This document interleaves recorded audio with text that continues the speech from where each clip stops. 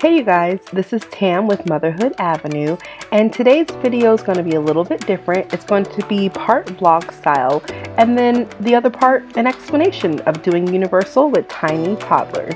It's already hot. I know, it looks like it might be a little crowded. Lots of people, but it's also morning rush. For parking, they spaced everyone 6 feet apart, which is dedication. This trip took place during the earlier stages of the COVID pandemic, summer 2020. And a lot of things that we experienced during this trip, you will probably not experience in the future. But until then, I wanted to give you guys some tips and some realistic expectations about going to Universal Studios with toddlers.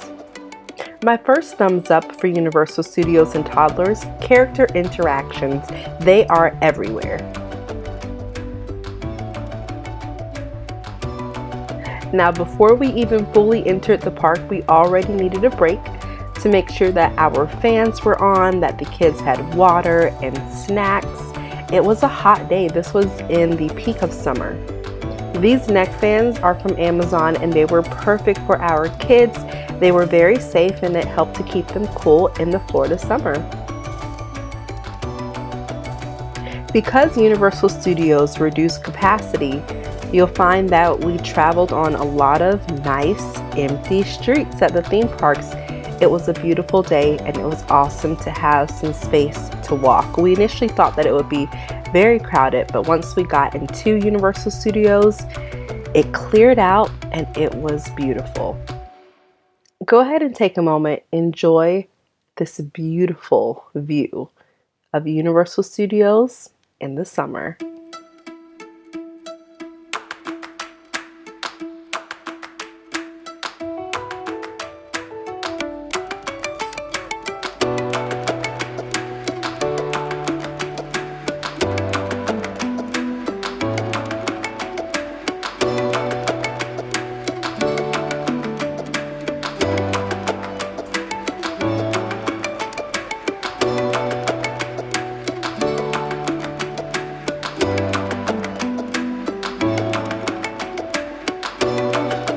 So we started our day at the Universal Studios part of the theme park, and the first ride that we went on was E.T., and the height limit is 34 inches, and my son was exactly 34 inches.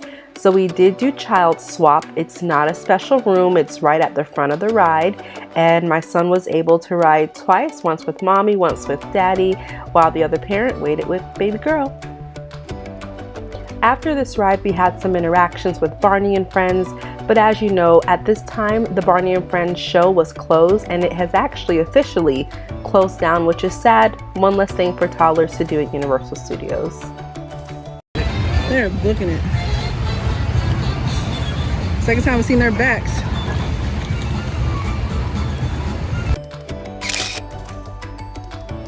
After finally catching Patrick and SpongeBob, we went through Simpsons Land. The Twirl and Whirl ride was closed, and so we just kind of looked at everything and then made our way over to that section of Harry Potter World.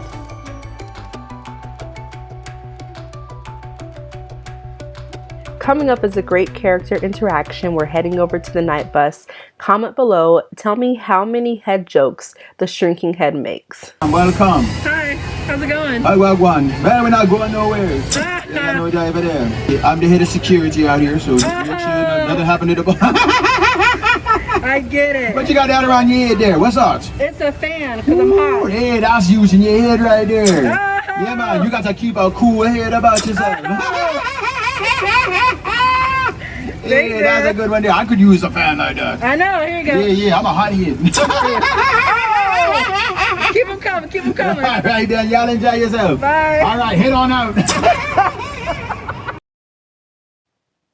As we make our way into Diagon Alley, I wanted to just quickly remind everyone that the play places, due to COVID, were closed down where the kid-friendly, toddler-friendly areas of Universal Studios are.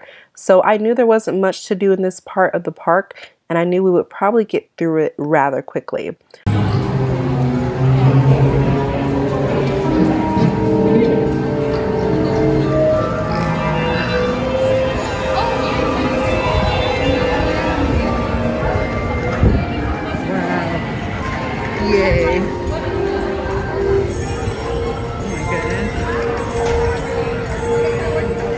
But one of my highlights of this trip is coming up, and that is Nocturne Alley.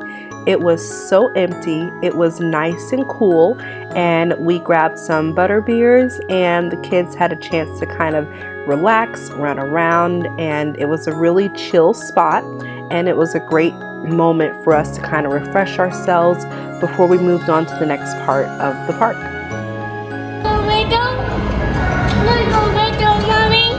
What? Go to the window? Yeah, come on. No, it's all like English fair.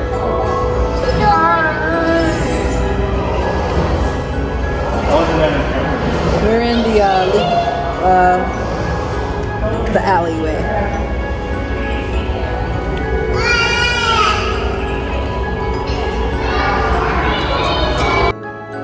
And this was the window that my son was so excited to see. Yep, spiders.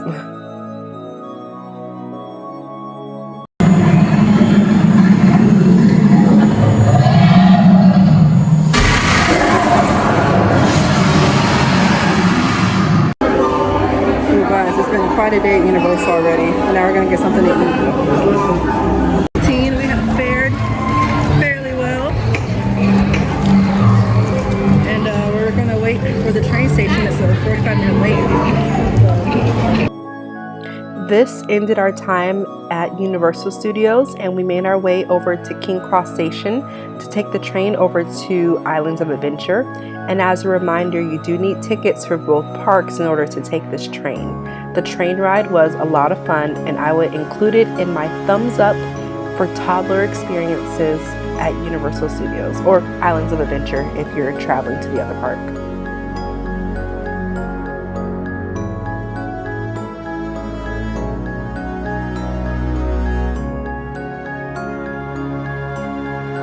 Waiting for the train, the area was crowded and there were signs for staying 6 feet apart.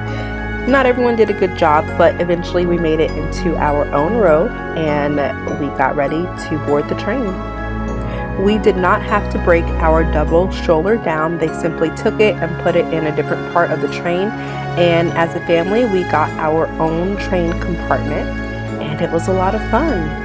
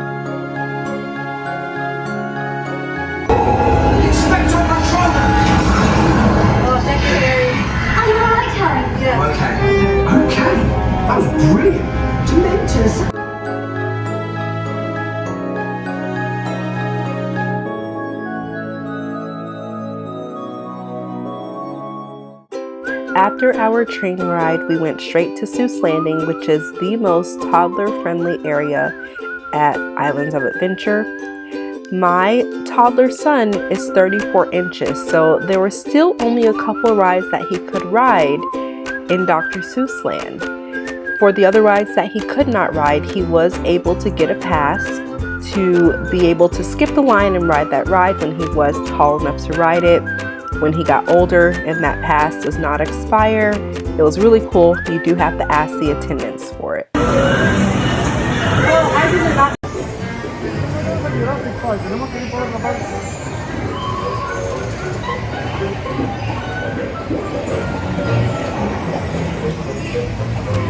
Dr. Seuss Land is just really awesome. The theming is spot on.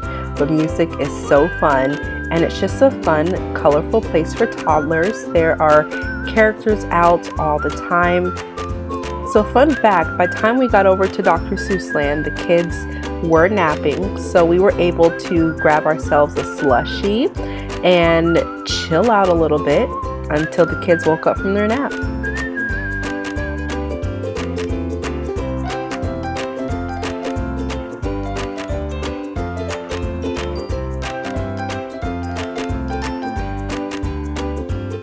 This ride was so much fun. All of us could go on this ride, and I think we rode it 3 times. You say hi?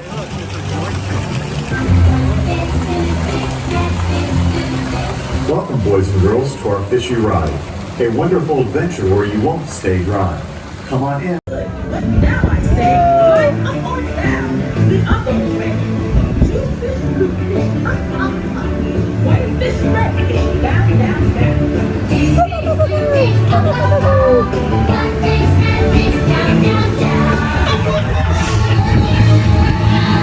Oh, snap, son! Oh, y'all bogus. I want to get wet. We were also able to ride the carousel, and that was also a lot of fun. And we rode that more than once as well.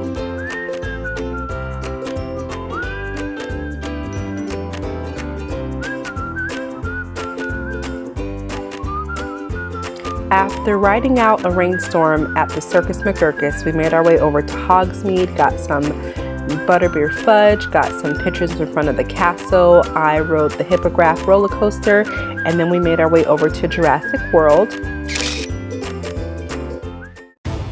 We then made our way over to Jurassic Park, and as you can see, it's still raining a little bit. It was super wet, but the crowds had thinned out just a little bit, and we were able to go ahead and use Child Swap for the Jurassic Park ride.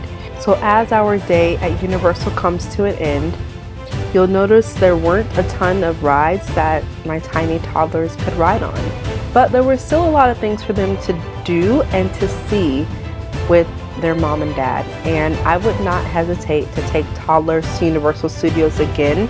You just have to go in understanding the expectations and making the most of your day at Universal Studios. Our little family of 4 lasted until the park closed. We shut it down and we had a blast. I cannot wait to go back. Thanks for watching, and remember to enjoy the journey. Okay, let's see if this one's daddy or not.